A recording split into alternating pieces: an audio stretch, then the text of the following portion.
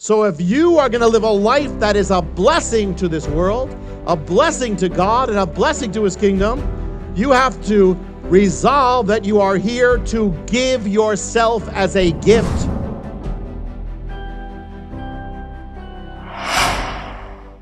Blessed art thou.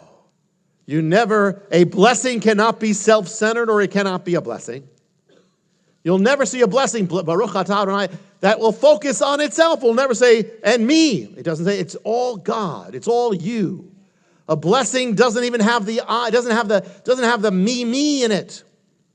It's like, if a blessing was saying, hey, blessed is me, I'm a great blessing, you'd say, what's the point of that blessing? I don't want to hear that.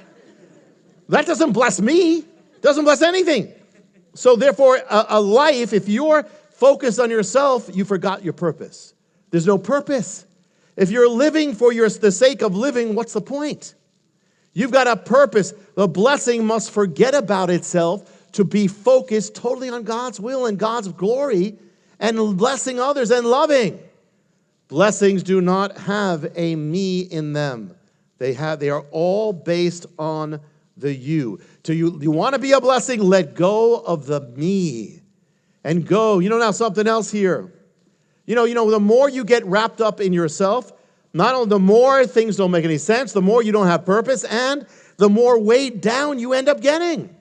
Because when you're wrapped up with yourself, not only you're missing the purpose of yourself, of your existence, but it weighs you down. It actually is a drag on you. The selfish life is not an easy, in the end, it's a dragged, weight-filled life. Blessings, how much do blessings weigh? Nothing. You'll never see an overweight blessing. You'll never see a blessing on a diet. They have no mass. They have nothing. They weigh nothing. A blessing doesn't add weight. It lightens up. The more you live for yourself, the more heavy it gets. The more you worry about yourself, the more you get wrapped up in yourself, and there's no blessing. In Hebrew, the word for glory is kavod. Try it. Kavod is glory, but you know what? It also means heavy. Heavy. God, to all glory be to God. God can take it. God he can have all weight of everything, the universe. But we can't. If we live to glorify ourselves, if you live to lift yourself up, glorify yourself, you'll end up weighing yourself down. Because kavod is heavy. So if you live to try to praise yourself, get yourself known, it's going to weigh you down. And there's no blessing. Who's on a diet here? Raise your hand. Who needs to go on a diet? No. Who's sitting next to somebody who might need to go? No. Some of you are on diets, I know. But you want to lose weight? Get rid of yourself. That's a big weight. Get rid of yourself, you won't have weight. Center your life on you. I am here for you, God. And then it lightens you up. It actually lightens your life. Blessings don't own anything. Blessings have nothing to worry about. We get so burdened down. To be a blessing, blessings are given. They're given. You can't put a blessing on hold. You can't put a blessing in a freezer. A blessing that is withheld, is not spoken or not given, is not a blessing. A blessing must be given. So if you are going to live a life that is a blessing to this world, a blessing to God, and a blessing to his kingdom, you have to resolve that you are here to give yourself as a gift. Amen. People sometimes say, look at this guy. He thinks he's God's gift to the world.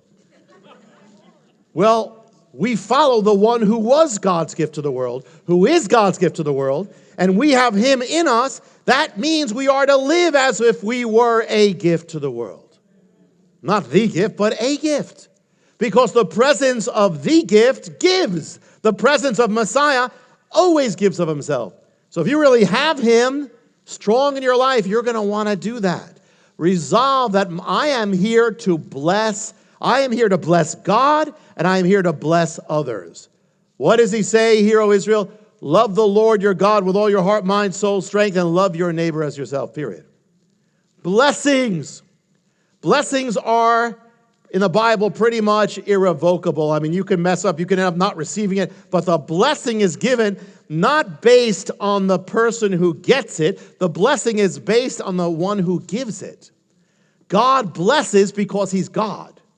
He doesn't bless us because of us. He blesses us because he's God. So what does that mean? You know, when you bless someone, it's unconditional. Doesn't matter you don't bless somebody because they were good to you. I mean, you can bless them, but you don't bless them because they're good to you. And then when they're bad to you, that you don't bless. No, you bless because you're a blesser. You're a blessing. A blessing blesses because that's what it is. See, if you let people cause you to stop loving, stop giving, stop blessing, then you've lost who you are. You bless not because of who they are, but because of who you are. And because of who you are, it's because of who God is. God blesses, blessings don't waver. You know, think of the Jewish people. The Jewish people were called by God to be the blessing to the world, and they were blessed by God. But you know what? Interesting. Even when they've turned away, they've turned from Messiah, they turned from God overwhelmingly. Of course, there are many who've come back, but God didn't revoke his promise. God didn't revoke his blessing. He still blesses those who bless them, and he still curses those who curse them. And he still uses them to bless the world. Even when they're not in his, it'll be a much greater blessing when they come back. But they still, the very fact, first of all, that the gospel came through them, that blesses the world all over.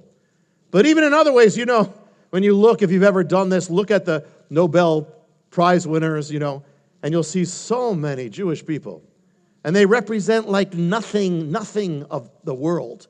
But God uses them anyway. God does not revoke his calling, and God does not revoke his blessing. It's for us to receive it. But a blessing blesses unconditionally. And so therefore that is the way we must live. I've known people who are, here's the test. Because the enemy is going to try to stop the blessing of God. That's what he does. The enemy is going to always try to stop the blessing of God. And if you're a blessing of God, he's going to try to stop you. And if he can't stop you, he'll try to discourage you. He'll try to embitter you. How do you stop a blessing? You try to curse the blessing. So the enemy will even use people to curse you and to try to stop you from being a blessing. Betray you, hurt you, wound you, abandon you, reject you, to stop you from being a blessing. So that instead of blessing coming out of your mouth in your life, curses come out. Don't let the enemy win. You understand? When you do that, you're actually letting the enemy win. You've got a calling to be a blessing. So the blessing, God uses it to test you that, hey, can you still be a blessing when you're being cursed? That's when you're really a blessing. You're cursed, you're being attacked, you're being maligned falsely, and you still can bless. And I know those who have done it dramatically, those who were imprisoned for their faith, tortured for their faith under the communists, and they still blessed. They didn't let the darkness overcome the light. They overcame the darkness by the light. Hi, I'm Jonathan Cahn, and I hope you were blessed with the video. Make sure you hit the subscribe button and tap the bell icon so you're notified every time a new video is posted. Feel free to share your reactions with your comments and how you were blessed, and share this video with your friends. Thanks for watching, and I'll see you next time.